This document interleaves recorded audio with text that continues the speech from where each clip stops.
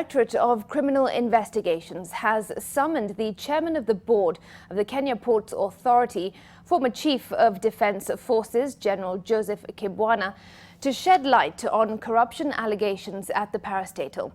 Kibwana is expected to appear before the DCI next Monday to respond to the allegations, touching on procurement and the dodgy award of tenders running into hundreds of millions of shillings, and which is at the heart of investigations that have also roped in KPA Managing Director Daniel Manduku. NTV's Silas Apollo reports. In a letter addressed to the chairman of the Kenya Ports Authority, Joseph Kibwana, the DCI says summons to the former Army General are in relation to mega corruption at the parastatal. Kibwana is expected to record statements on what the DCI says are fraudulent purchases for works on the Makongeni goods yard, the Kisumu port, among others. DCI officer Moses Gitwathi says Kibwana is being held accountable given his senior position at KPA, which put him at the center of all transactions at the parastatal. Kibwana has previously distanced himself from the scandals, saying the board will only act once investigations into the matter are concluded. The summons follow a whistleblower's accounts of corruption at KPA, which has since split the board with some directors, now calling for the resignation of Managing Director Daniel Manduku. Conrad Thorpe, a member of the board, says that corruption at the institution had reached its peak under the leadership of Manduku.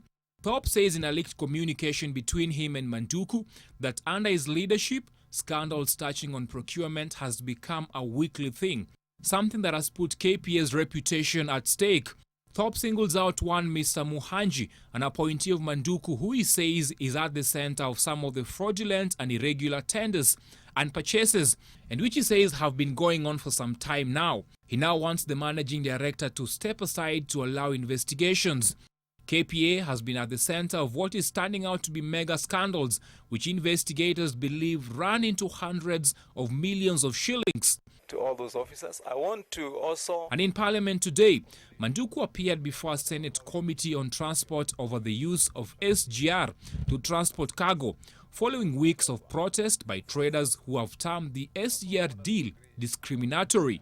But the senators were irked, particularly with the absence of Transport CS James Macharia, who skipped the session, instead sending his PS Esther Koimet. Of interest to investigators is the renovation and rehabilitation works at the ports of Mombasa, Kisumu and Lamu, where contracts were either overpriced or awarded irregularly. Silas Apollo, NTV.